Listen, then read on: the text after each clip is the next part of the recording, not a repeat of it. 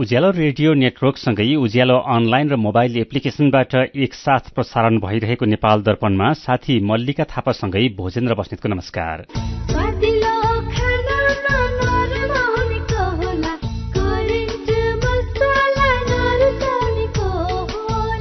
नेपाल दर्पणको साथमा करेन्ट मसला र करेन्ट चिया स्वादको झट्का। नेपाल दर्पण सुरु गरौं मुख्य खबरका शीर्षकहरूबाट। निलम्बित प्रधान न्यायाधीश जबरा विरूद्धको महाअभियोग निष्क्रिय भएको पत्र कार्यान्वयन नगर्न सर्वोच्चको अन्तरिम आदेश। जबराको सर्वोच्च फर्कने अन्तिम प्रयास पनि असफल। चुनावमा दलहरूले महिलालाई विभेद गरेका प्रमुख निर्वाचन आयुक्त थपलियाको भनाई। संघीय चुनावमा 10% उम्मेद्वारी पनि नदिएर महिलामाथि हिंसा गरेको आरोप। नेपालमा मातृ तथा बाल स्वास्थ्यमा सुधार। पूर्ण स्तनपान गराउनेको संख्या भने घट्यो। स्तनपान गराउने घट्नु चिन्ताजनक रहेको स्वास्थ्य मन्त्रालयको भनाई। भारतको मुम्बईमा पनि हावामा प्रदूषण बढ्दो। तुलनात्मक रूपमा राम्रो हावा भएको शहर मानिने मुम्बईमा पनि दिल्लीकै जस्तो प्रदूषण। र विश्वकप फुटबलमा आजदेखि क्वार्टर फाइनलका खेल शुरू हुँदै पहिलो खेलमा ब्राजिल र क्रोएसिया तथा दोस्रो खेलमा अर्जेन्टिना र नेदरल्याण्ड्स खेल्ने। तपाईलाई थाहा छ आत्महत्याको सोच बारम्बार आइरहनु, आत्महानिको व्यवहार देखाउनु एउटा मनोसामाजिक तथा मानसिक स्वास्थ्य समस्या हो। यसको उपचार छ र उपचारपछि पूर्णतया निको भएर सुन्दर जीवन बिताउन सकिन्छ। तपाई वा तपाईको परिवारमा कसैलाई आत्महत्याको सोच आउने, प्रयास गर्ने जस्ता स्वास्थ्य समस्या भए 1166 मा फोन गर्नुहोस्। 1166 मा फोन गर्दा पैसा लाग्दैन। हामी तपाईलाई निशुल्क तथा गोप्य रूपमा यी सोचबाट बाहिर आउन मदत गर्दछौ।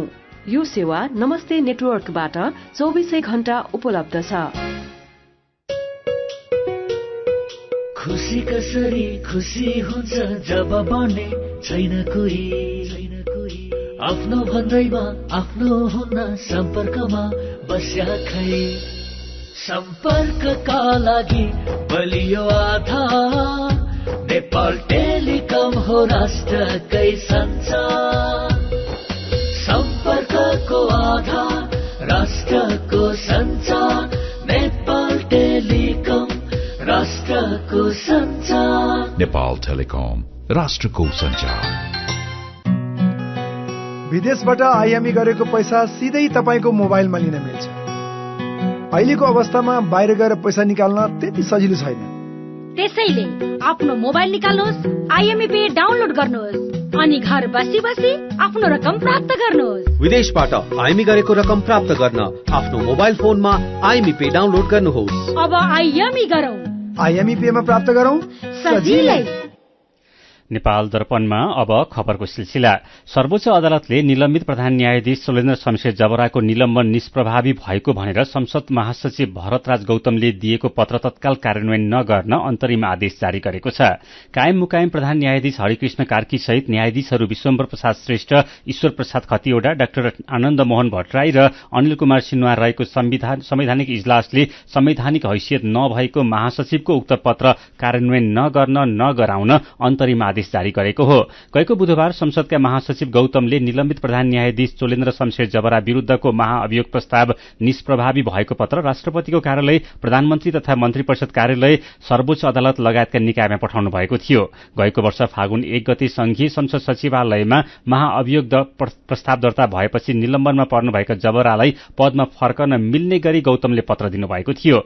नयाँ संसदको चुनाव सकिएपछि यस अघिको महाअभियोग प्रस्ताव निष्क्रिय भएको भन्दै जबराले महासचिवलाई निवेदन लेखेर महाअभियोग प्रस्ताव निष्क्रिय हुने सम्बन्धी पत्र माग्नु भएको थियो। जबराको माग अनुसार गौतमले संसदको कार्यकाल सकिएको र महाअभियोग निष्प्रभावी भएको पत्र दिनुभएको थियो। महासचिव गौतमले पत्र दिएपछि त्यसका विरूद्ध बुधबार सर्वोच्च अदालतका बार एसोसिएसनका अध्यक्ष पूर्णमान साकी सहित 9 जनाले रिट दायर गर्नुभएको थियो। त्यही रिटमा निवेदक तर्फको बहस सकेर संवैधानिक इजलासले पत्र कार्यान्वयन नगर्न तथा नगराउन अन्तरिम आदेश जारी गरेको सर्वोच्च अदालतले जनाएको छ। सर्वोच्च अदालतले संसदका महासचिव गौतमको नाममा पत्रबारे कारण देखाउ आदेश पनि जारी गरेको छ। सर्वोच्च अदालतले प्रधान न्यायाधीश शैलेन्द्र शमशेर जबरा माथिको महाअभियोग निष्प्रभावी हुने कुनै कानूनी आधार नभएको दावी गरेको छ। संसद सचिवालयका महासचिव भरतराज गौतमलाई जबराको महाअभियोग निष्प्रभावी पार्ने कुनै अधिकार नभएको सर्वोच्चले प्रश्न पारेको छ। यससँगै आउँदो 27 गते 65 वर्षीय उमेर हदका कारण सेवानिवृत्त हुनु अघि सर्वोच्च अदालत फर्कने जबराको अन्तिम प्रयास पनि असफल भएको छ। सर्वोच्चको अन्तरिम आदेशपछि सञ्चारकर्मीलाई प्रतिक्रिया दिँदै वरिष्ठ अधिवक्ता दिनेश त्रिपाठीले प्रधान न्यायाधीश चोलेन्द्र शमशेर जबराको च्याप्टर क्लोज भएको टिप्पणी गर्नुभयो। उहाँले सर्वोच्च अदालतले भने अनुसार महाअभियोगको प्रस्तावलाई आउँदो संसदले प्रक्रिया अघि बढाउने बताउनुभयो। प्रमुख निर्वाचन आयुक्त दिनेश कुमार थपलियाले राजनीतिक दलहरूले प्रतिनिधि सभा र प्रदेशसभा चुनावमा उम्मेद्वारी दिने काममा महिलाहरूमाथि व्यापक विभेद गरेको बताउनु भएको छ।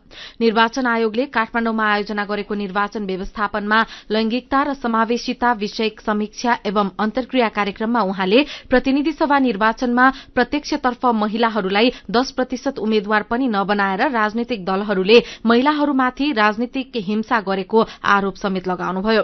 लैंगिक हिंसा विरूद्धको अभियानमा आयोगको ऐक्यबद्धता रहेको र त्यसको पालनाका लागि शून्य सहनशीलताको नीति लिएको भन्दै प्रमुख निर्वाचन आयुक्त थपलियाले राजनीतिमा महिलाहरूमाथि हिंसा हुन नदिनका लागि सम्बन्धित सबै पक्षलाई सचेत रहन आग्रह गर्नुभयो। प्रमुख निर्वाचन आयुक्त थपलियाले निर्वाचन सम्बन्धी देशको कानून भने अन्य देशको तुलनामा लैंगिक तथा समावेशी रहेको स्मरण गराउनुभयो। चुनावमा महिला हिंसा भयो भनेर कुनै पनि उजुरी नपरेको निर्वाचन आयोगले जनाएको छ। नेपालमा मातृ तथा बाल स्वास्थ्यमा सुधार भएको देखिएको छ। नेपाल जनसांख्यिक तथा स्वास्थ्य सर्वेक्षण 2022 अनुसार नेपालमा 5 वर्ष मुनिका बालबालिकाहरूको मृत्यु दरमा उल्लेखनीय कमी आएको देखिएको स्वास्थ्य तथा जनसंख्या मन्त्रालयले जनाएको छ। स्वास्थ्य तथा जनसंख्या मन्त्रालयमा आयोजित एक कार्यक्रममा सार्वजनिक गरिएको प्रतिवेदन अनुसार नेपालमा नवजात मृत्यु दर पछिल्लो दशकमा प्रति 1000 जीवित जन्ममा 21 जनामा स्थिर रहेको उल्लेख छ। यसअघि सन् 1996 मा 5 वर्ष मुनिका बालबालिकाको प्रति 1000 जीवित जन्ममा 118 को ज्यान जाने गरेको थियो।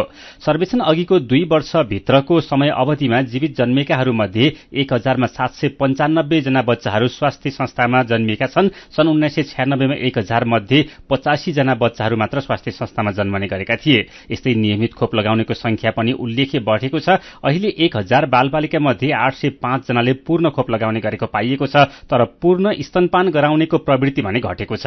बितेको 25 वर्षमा पूर्ण स्तनपान गराउने प्रवृत्ति 75% बाट 56% मा झरेको प्रतिवेदनमा उल्लेख छ। स्वास्थ्य मन्त्रालयका सचिव देवकुमारी गुरागाईले यो तथ्याङ्क चिन्ताजनक भएको बताउनुभयो। विशेष गरी शहरी क्षेत्रमा आमाको दूधको विकल्प र फर्मुलाको प्रयोग बढ्नु दुःखद भएको उहाँले बताउनुभयो। कतिपय अवस्थामा गैर कानूनी रूपमा डाक्टरहरूले फर्मुलाको सिफारिश गरेको देखिन्छ। राष्ट्रपति विद्यादेवी भण्डारीले आत्मनिर्भर अर्थतन्त्र निर्माणका लागि स्वदेशी उत्पादन वृद्धि गर्न आवश्यक रहेको बताउनु भएको छ। नेपाल हस्तकला महासंघले आयोजना गरेको 19औं हस्तकला व्यापार मेलामा राष्ट्रपति भण्डारीले देशभित्र उपलब्ध स्रोत र साधनको दिगो उपयोग गर्दै स्वाधीन र आत्मनिर्भर राष्ट्रिय अर्थतन्त्र निर्माण गर्न स्वदेशी उत्पादन वृद्धि गर्न आवश्यक रहेको बताउनु भएको हो। उहाँले नेपाली श्रम, सिप र कच्चा पदार्थबाट नेपालमा नै उत्पादित सामग्री हरूको निकासीलाई प्रवर्धन गर्न सके मात्र देशको व्यापार घाटालाई सन्तुलनमा ल्याउन सकिने बताउनुभयो। राष्ट्रपति भण्डारीले नेपाली हस्तकलाले देशको सामाजिक तथा सांस्कृतिक विविधतालाई विश्वमा चिनाउने माध्यम भएकाले यसको विस्तार गर्न आवश्यक रहेको बताउनु भएको छ।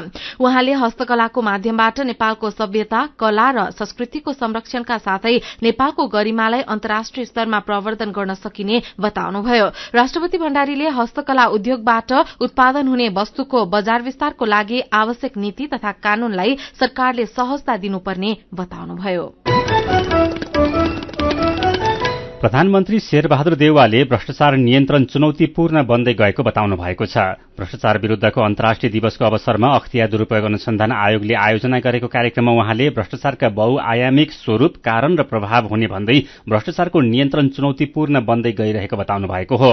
उहाँले भ्रष्टाचार विरूद्धको अभियानमा राज्यका सबै संयन्त्र, अदालत, नागरिक समाज र संचार क्षेत्र लगायतको भूमिका र सक्रियता आवश्यक रहेको बताउनुभयो।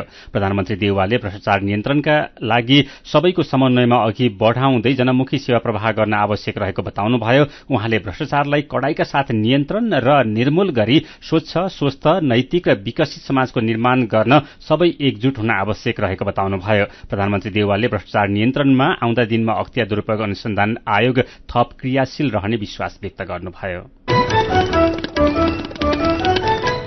नागरिक उन्मुक्ति पार्टीले सत्तामा सहभागी हुने बताएको छ। काठमाडौँमा आज बसेको पार्टीको सचिवालय बैठकले रेशमलाल चौधरी लगायत जेलमा रहेका नेता कार्यकर्तालाई रिहाई गरे सरकारमा सहभागी हुन सकिने निर्णय गरेको हो।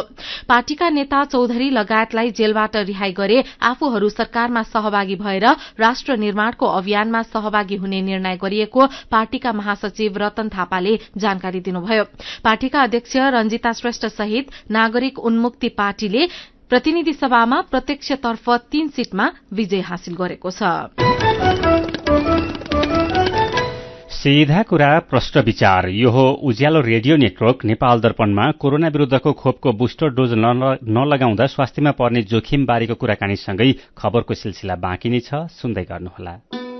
ग्रामीण स्वास्थ्य कर्मीहरूको सम्मेलनमा भाग लिन केस स्टोरी पठाउने सम्बन्धी सूचना। राष्ट्रिय स्वास्थ्य तालिम केन्द्र तथा निक साइमन्स इन्स्टिच्युटको संयुक्त तत्वावधानमा आउँदो चैत 8 गतेदेखि 10 गतेसम्म काठमाडौँमा आयोजना हुन गइरहेको ग्रामीण स्वास्थ्य कर्मीहरूको सम्मेलनमा भाग लिनको लागि स्वास्थ्य कर्मीहरूले आफूले काम गर्दाको अनुभव सँगालेर तयार पारिएको केस स्टोरी यही पुस 11 गतेभित्र राष्ट्रिय स्वास्थ्य तालिम केन्द्र अथवा निक साइमन्स इन्स्टिच्युटमा आइपुग्ने गरी पठाउन हुन अनुरोध छ। केस स्टोरी सम्बन्धी ढाँचा सम्बन्धित प्रादेशिक निर्देशनालयमा पठाइसकेको छ। यस सम्बन्धी थप जानकारीको लागि फोन नम्बर 9841 77 741 वा 98 181 52 584 मा सम्पर्क गर्नुहुन अनुरोध छ। एचआईभी का बारेमा खुलेर कुरा गरौं। एचआईभी खराब आचरणको नतिजा नभई असावधानीको परिणाम हो, तसर्थ यसबाट बच्न असुरक्षित यौन सम्पर्क नराखौं। अन्य व्यक्तिले प्रयोग गरेका धारिला औजार जस्तै छुरी, दारी काट्ने ब्लेड प्रयोग नगरौं र रगत चढाउनु पर्ने अवस्था भएमा परीक्षण गरेको रगत मात्र चढाउँ। संक्रमित भइसकेकालाई समयमै उपचारमा लगौं र अकालमै हुन सक्ने मृत्युबाट जोगाउँ। समयमै उपचार गर्नाले संक्रमित गर्भवती महिलाले पनि स्वस्थ बच्चा जन्माउन सक्छिन्। Nepal youth foundation 12+ Lumbini plus र मकवानपुर महिला समूह।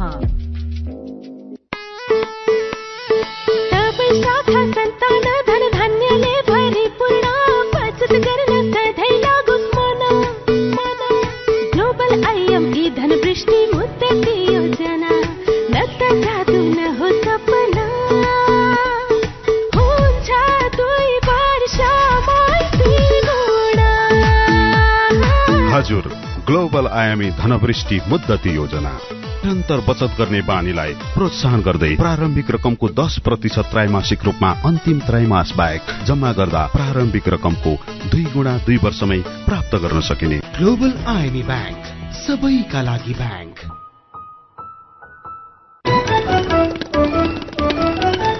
उज्यालो रेडियो नेटवर्कबाट प्रसारण भइरहेको नेपाल दर्पणमा तपाईंलाई फेरि स्वागत छ। यतिन्जेल हामीले निलम्बित प्रधान न्यायाधीश जबरा विरूद्धको महाअभियोग निष्क्रिय भएको पत्र कार्यान्वयन नगर्न सर्वोच्चको अन्तरिम आदेश, जबराको सर्वोच्च फर्कने अन्तिम प्रयास पनि असफल, चुनावमा दलहरूले महिलालाई विभेद गरेका प्रमुख निर्वाचन आयुक्त थपलियाको भनाई, नेपालमा मातृ तथा बाल स्वास्थ्यमा सुधार तर पूर्ण स्तनपान गराउनेको संख्या भने घट्यो लगायतका खबर प्रस्तुत गर्यौं।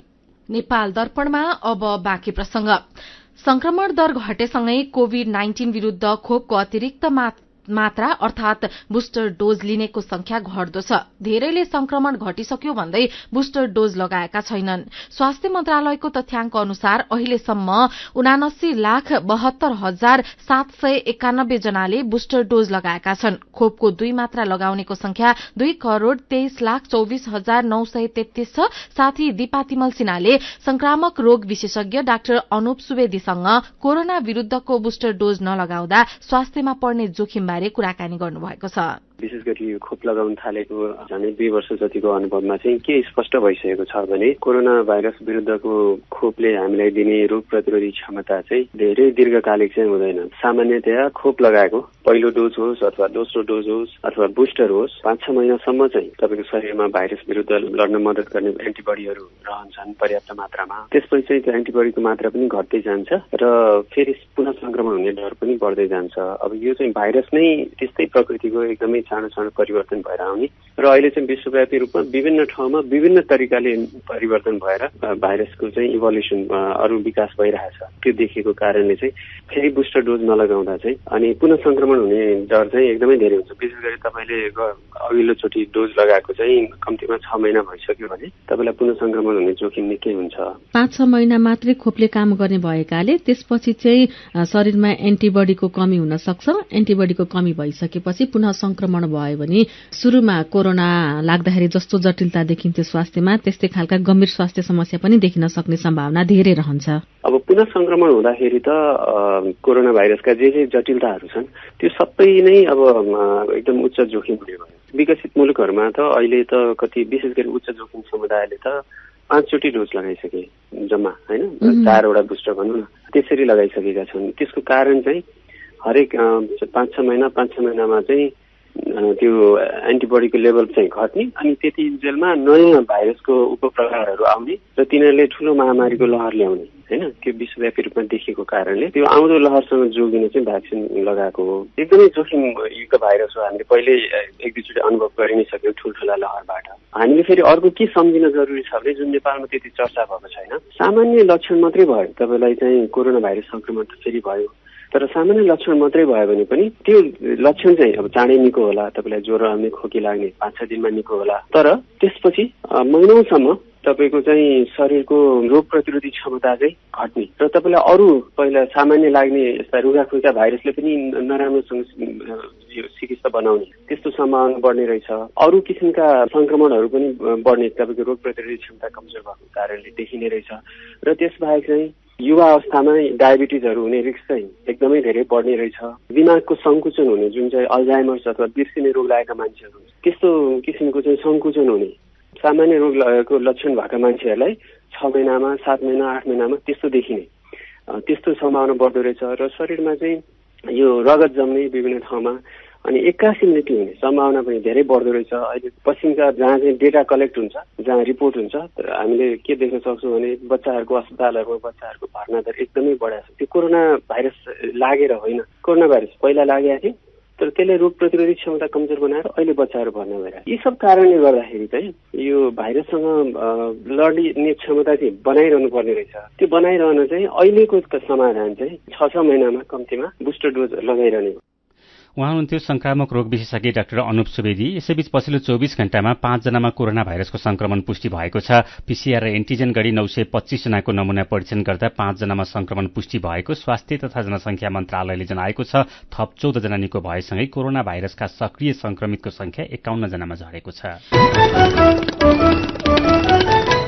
यसैबीच स्वास्थ्य बीमा बोर्डले बीमित बिरामीबाट पनि 10% शुल्क लिने भएको छ। बीमितले अस्पतालमा जथाभावी स्वास्थ्य परीक्षण गर्न थालेको भन्दै उपचार खर्चको 10% शुल्क लिइने भएको हो। त्यसका लागि बोर्डले कार्यविधि बनाइरहेको बोर्डका वरिष्ठ जनस्वास्थ्य प्रशासक तथा प्रवक्ता शम्भु प्रसाद गेवालीले बताउनुभयो। प्राथमिक स्वास्थ्य केन्द्र, आधारभूत अस्पताल, जिल्ला अस्पताल, प्रदेश स्तरीय अस्पताल र आकस्मिक सेवा बाहेकका अर्को जाँचका लागि सिफारिश गरिएको अस्पतालमा उपचार गर्दा 10% शुल्क बीमितले बेहोर्नु पर्ने व्यवस्था गर्न लागेको उहाँले बताउनुभयो। जिल्ला तहमा उपचार भए पनि काठमाडौँमा अस्पतालमा जाँचका लागि सिफारिश माग्ने गरेको अस्पतालबाट गुनासो आएको उहाँले बताउनुभयो।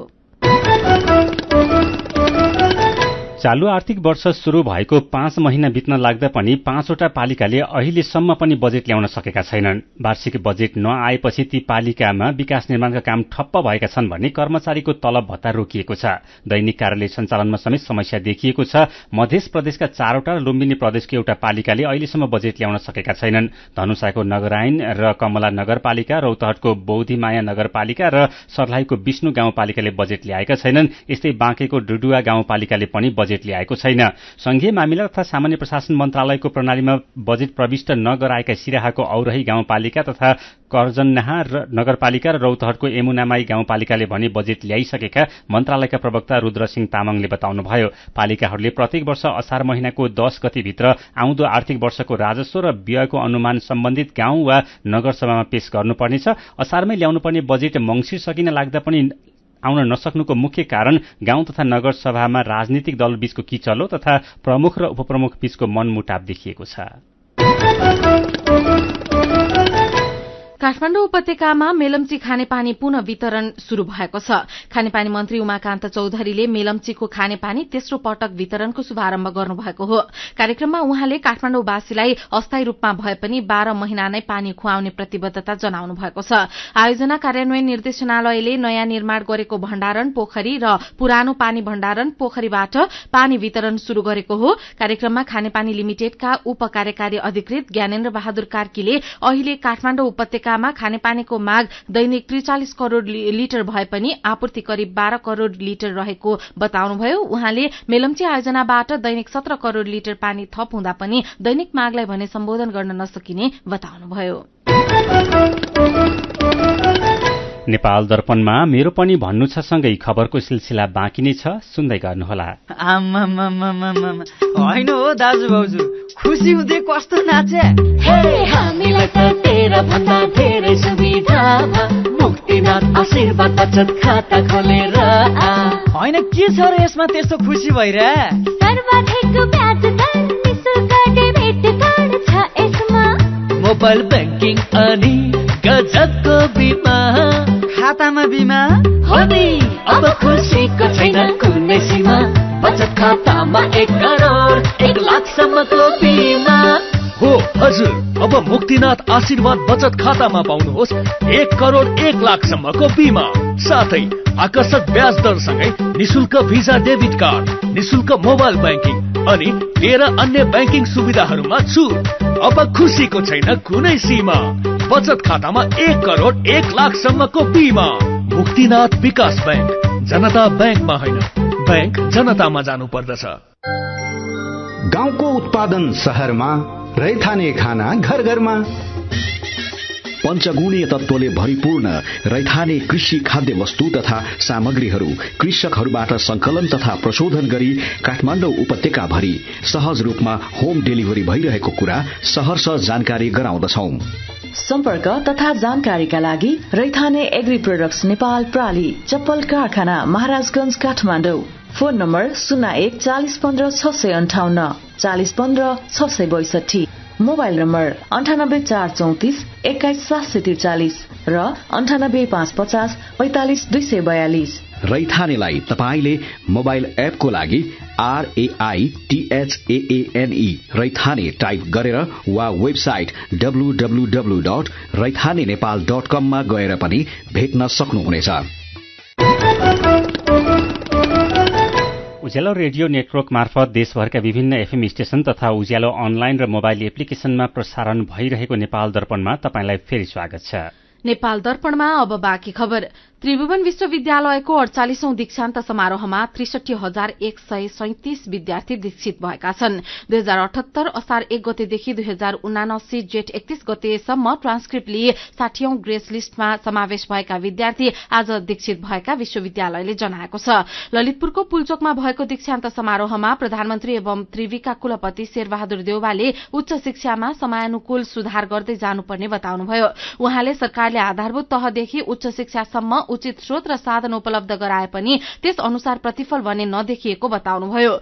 विश्वविद्यालयहरूमा सैद्धान्तिक र औपचारिक शिक्षामा जोड़ दिइएकोमा अब व्यवहारिक र जीवनोपयोगी शिक्षामा जोड़ दिनुपर्ने उहाँले बताउनुभयो। पोखरामा रहेको मणिपाल शिक्षण अस्पतालको तेस्रो तलाबाट खसेर एकजनाको ज्यान गएको छ। बिरामी भेट्न गएकी पोखरा महानगरपालिका वडा नम्बर 18 सारङकोट घर भएकी 65 वर्षकी धनश्वरी घरती मगरको ज्यान गएको प्रहरीले जनाएको छ। सोलुखुम्बुको खुम्बु पासाङ लामु गाउँपालिकाले पर्यटक प्रवेश शुल्कबाट 3 करोड़ बढ़ी राजस्व संकलन गरेको छ। गाउँपालिकाले चालू आर्थिक वर्षमा अहिलेसम्म प्रवेश शुल्कबाट 3 करोड़ 62,07,000 राजस्व संकलन गरेको हो। चालू आर्थिक वर्षमा 15,313 पर्यटक खुम्बु भित्रिएको गाउँपालिकाको तथ्याङ्क छ। म्याग्दीका किसानले खाद्यान्न बाली उत्पादन नहुने खोल्सा र भिरालो जमिनमा गरेका टिमुर खेतीबाट राम्रो आमदानी गर्न थालेका छन्। आयुर्वेदिक गुणको टिमुर बेल्जियम, कोरिया, जापान र तिब्बतमा निर्यात हुन थालेपछि म्याग्दीका किसानले किसानले राम्रो मूल्य पाउन थालेका छन्। प्रति किलो 2500 रुपियाँदेखि 4000 रुपियाँका दरले टिमुर बिक्री हुने गरेको सम्बद्ध किसानहरूले बताएका छन्। अर्घाखाँचीमा सादा पोसाकमा खटिएका प्रहरी हौं भन्दै अभद्र व्यवहार गर्ने 2 जनालाई प्रहरीले पक्राउ गरेको छ। अर्घाखाँचीको भूमिका स्थान नगरपालिका वडा नम्बर 6 खिल्जीबाट 35 वर्षीय बाबुराम पौडेल र मालारानी गाउँपालिका वडा नम्बर 5 बागीका 20 वर्षीय दीपक केसीलाई पक्राउ गरिएको प्रहरी नायब उपरीक्षक मुकुन्द भण्डारीले बताउनुभयो। शीतलहर, जाडो लगायतका सम्भावित हुन सक्ने जोखिम आकलन गरी पर्सामा विपद व्यवस्थापन समितिले विपद व्यवस्थापन प्रतिकारी योजना तयार पारेको छ। पर्साका सहायक प्रमुख जिल्ला अधिकारी भीमकान्त पाण्डेले शीतलहर चिसो कारण आउने विपदबाट हुने भौतिक तथा मानवीय क्षतिलाई कम गर्न राहत उद्धारलाई प्रभावकारी रूपमा अघि बढाउन योजना तयार पारेको बताउनुभयो। ललितपुरको ग्वारको चोकमा फ्लाइओभर निर्माण कार्य शुरू भएसँगै सड़कमा ट्राफिक जाम बढ्न थालेको छ। बिहानदेखि ग्वारको चोकमा फ्लाइओभर निर्माण कार्य शुरू भएपछि सड़कमा ट्राफिक जामको समस्या बढ्दै गएको हो। फ्लाइओभर निर्माणको काम 14 महिनाभित्र सक्ने लक्ष्य छ। चक्रपथ विस्तार आयोजना अन्तर्गत विस्तारित सड़क खण्डमा कोटेश्वरदेखि कलंकीसम्म जाम हुने 3 क्षेत्रमा फ्लाइओभर निर्माण गरिनेछ। मेरो पनि भन्नु छ। बदाम, सुन्तला लगायत मौसमी फलफूल र खानेकुराको व्यापारबाट राम्रो आमदानी गर्न र घर खर्च चलाउन सकिने बारेको रिपोर्ट बिहानको कायाकैरनमा सुनेर समीर तिमसिनाले लेख्नु भएको छ। पसिनाको कुनै रंग र जात हुँदैन। कामलाई सानो ठूलो नभनी मेहनत गरे पैसा कमाउन सकिदो रहेछ। काठमाडौँ उपत्यकामा आजदेखि फेरि मिलम्चीको पानी वितरण शुरू भएको खबरमा सुभाष पाठकले लेख्नु भएको छ। सबैलाई पुग्ने होइन, जति पटक वितरण गरे पनि काठमाडौँमा पिउने पानीको अभाव हट्न भने निकै गाह्रो छ। रामेछापको मन्थली नगरपालिका 6 बालुवाजोरको विद्यालय भिर छेउमा रहेको र तारबार नहुँदा बालबालिका लड्ने जोखिम रहेको खबरमा रेशम गुरुङ र इन्द्र राईको प्रतिक्रिया छ। सकेसम्म भिरमा स्कूल हुनु भएन। पहाड़ी क्षेत्र र भिरमा स्कूल भएमा तारजालीको उचित व्यवस्था हुनु पर्यो। स्थानीय सरकार र विद्यालय व्यवस्थापन समितिले ध्यान दिनु आवश्यक छ। कालीकोटमा आयोडिनयुक्त नुनको अभाव भएको र खरिदका लागि नआउन उपभोक्तालाई साल ट्रेडिङको शाखाले आग्रह गरेको बारेमा गम्भीर दुवाडी लेख्नुहुन्छ। आयोडिनयुक्त नुन नुनिलो तरकारी खान नागरिकले कहिलेसम्म पर्खिनु पर्ने? घर घरमा सिंहदरबार पुगेको नयाँ नेपाल भने पनि व्यवहारमा नागरिकलाई कुनै अनुभूति भएन।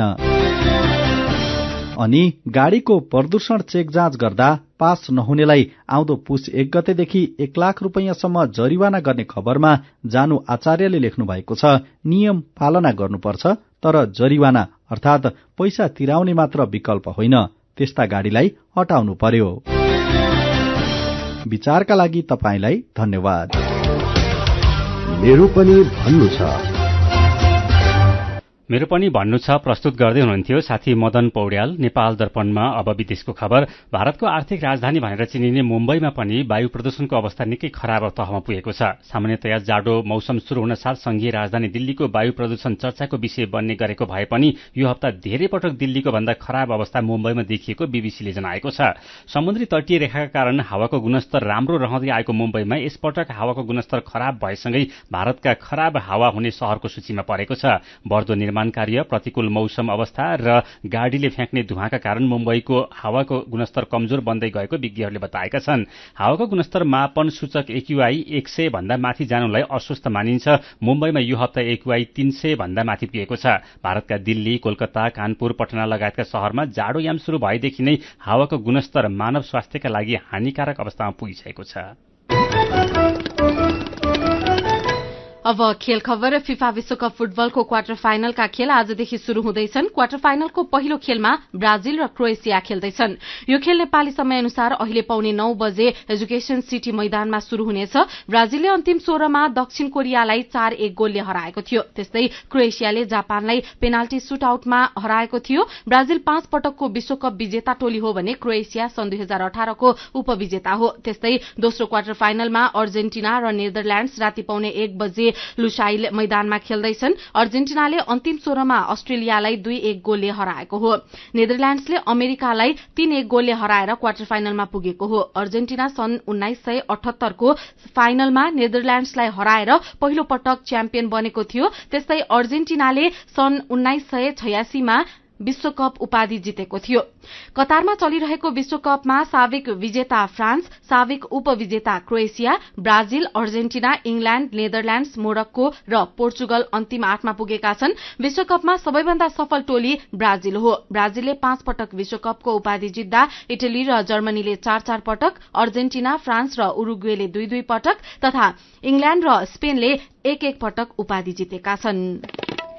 खेल खबरसँगै हामी नेपाल दर्पणको अन्त्यमा आइपुगेका छौं। आजका मुख्य खबरका शीर्षक फेरि एकपटक। निलम्बित प्रधान न्यायाधीश जबरा विरूद्धको महाअभियोग निष्क्रिय भएको पत्र कार्यान्वयन नगर्न सर्वोच्चको अन्तरिम आदेश। जबराको सर्वोच्च फर्कने अन्तिम प्रयास पनि असफल। चुनावमा दलहरूले महिलालाई विभेद गरेका प्रमुख निर्वाचन आयुक्त थपलियाको भनाई। संघीय चुनावमा 10% उम्मेद्वारी पनि नदिएर महिलामाथि हिंसा गरेको आरोप।